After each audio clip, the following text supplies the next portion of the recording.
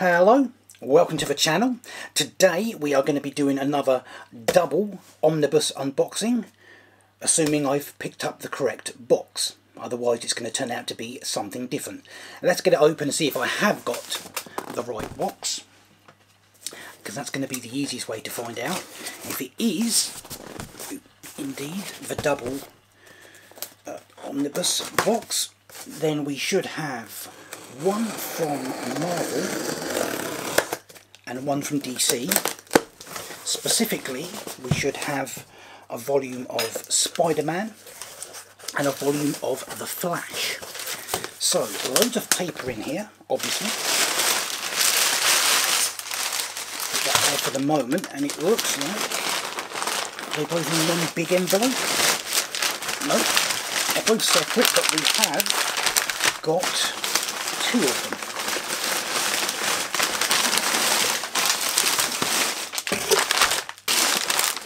Okay, let's get rid of that. There's the invoice, we don't want that. Put that down there. So,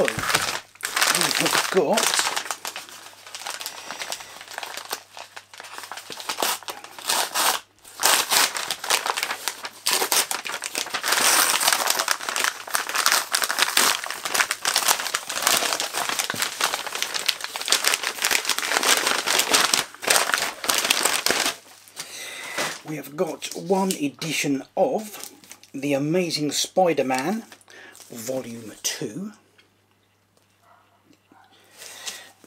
and in this one, therefore, this should be The Flash,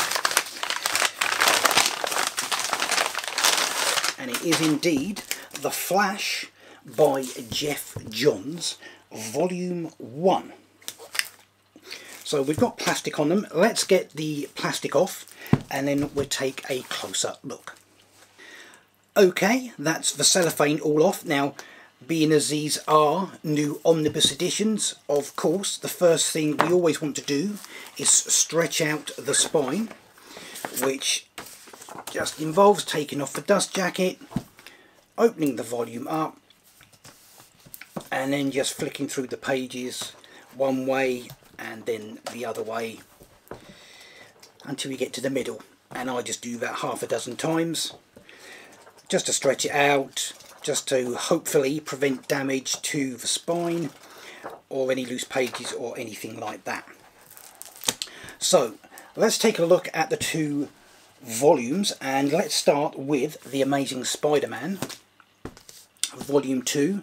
So on the back it says, beginning a great new era in the ever-changing life of the world's most amazing web spinner. And the cover, as always with the Marvel ones, I believe it with all of their current omnibus editions, you get a choice of two covers. And of course on the back we have reproductions of the covers of all the issues in this volume. And we've got the spine there as well. And if we have a look inside, there should be a write-up. And it says, "Face it, Tiger, you just hit the jackpot. After 4 years and 38 issues, Amazing Spider-Man artist Steve Ditko made a sudden exit from the series he and Stan Lee had turned into a surprise hit. Presented with the dilemma of who to assign to comics' fastest rising title, writer-editor Stan Lee looked over the House of Ideas stable of talent and knew there was only one man for the job, John Romita.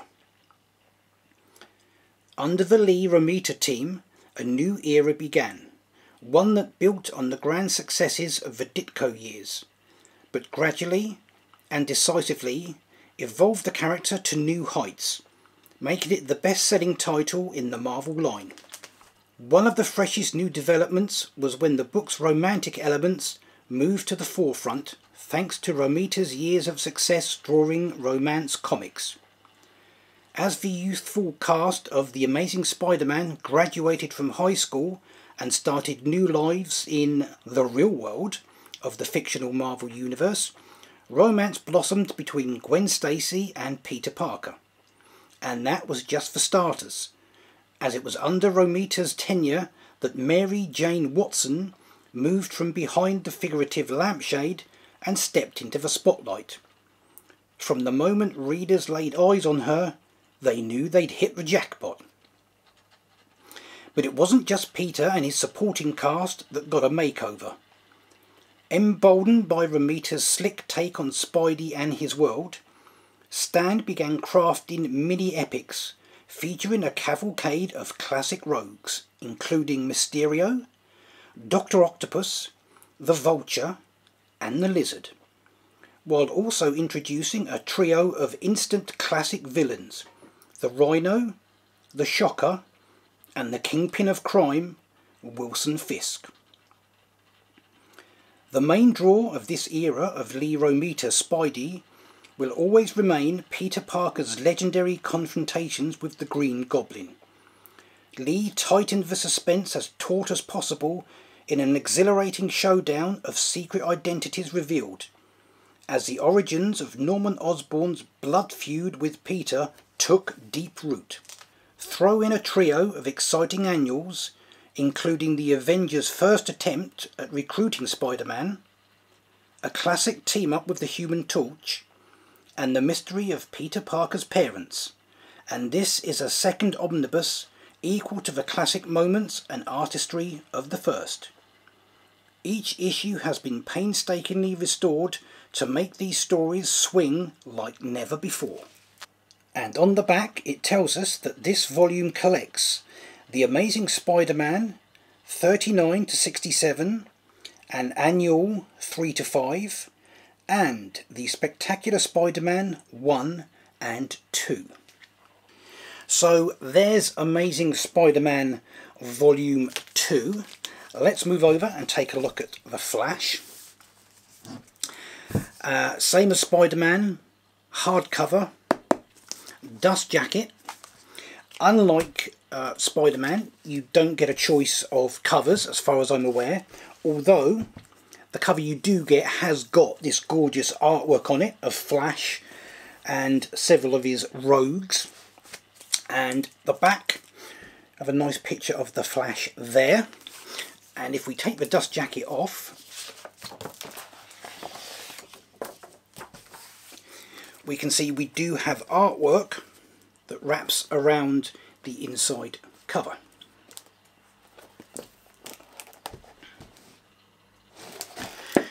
So, what about a write-up? Well, we don't have as much of a write-up for the Flash as we do for Spidey. There is nothing on the inside cover other than a write-up about writer Geoff Johns, which is fine, but we kind of wanted to know about the Flash and this particular volume. We do, however, have a bigger write-up on the back, so let's have a read of that and see what it says. The Flash by Geoff Johns Omnibus Volume 1. Wally West, the fastest man alive. Nearly 20 years ago, writer Geoff Johns, Batman Earth 1 and Shazam, took over the Flash and redefined a comic book icon for a new generation. During his unforgettable 5-year run on the series, Johns would enrich the world of Keystone City and humanise both Wally West and his enemies like no one before. Now re-experience these stunning tales of the Flash from the very beginning, featuring art from Scott Collins, Blue Beetle, Ethan Van Sciver, Green Lantern Rebirth, Angel Unzueta, Star Wars, Poe Dameron, and more. This first volume of the newly extended recut of The Flash by Geoff Johns Omnibus series collects The Flash 164 to 191, The Flash Our Worlds at War number 1, The Flash Iron Heights number 1, The Flash Secret Files and Origins number 3, and DC First Flash and Superman number 1. So that is The Flash by Geoff Johns, Volume 1. Now, as far as price goes, as per usual, I got mine from forbiddenplanet.com. If you want to go and check it out for yourself, I'll put a link in the description. The Flash should be £80 and I got it for £55. Spider-Man should be about £104 something, and I think I got it for £72. Now, before we finish up, I do want to mention one more thing. Now, I mentioned at the start about stretching the spine out to prevent damage, but also, obviously, when you read it, you want it to lay as flat as possible. So if we have a look at Spider-Man, if we open it in the middle, I mean, that lays pretty flat. And then as you flick through it towards the front, again, it stays pretty flat. It's popping up a bit because obviously it is brand new and needs to be stretched out a bit more. But as you go to the front, it pretty much just lays there as you want. However, if we have a look at the Flash, again, if we open it in the middle, you can see the pages pop up a lot more than on Spider-Man, and if we flick towards the front, as we do, you can see the front cover is starting to lift up, and then it just eventually shuts itself.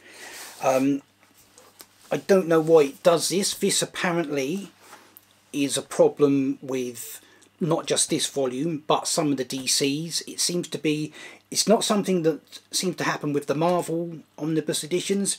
It seems to be the DC ones, and it seems to be their newer material. It's not their older material that they publish under the Golden Age, Silver Age, Bronze Age titles. So obviously this is going to take a bit more work for stretching it out to make it a bit more readable, which is something I will have to work on. But I did just want to mention that because that may put some of you off buying this particular one. If you've got a choice of this or something else, you may want to go for the other one instead.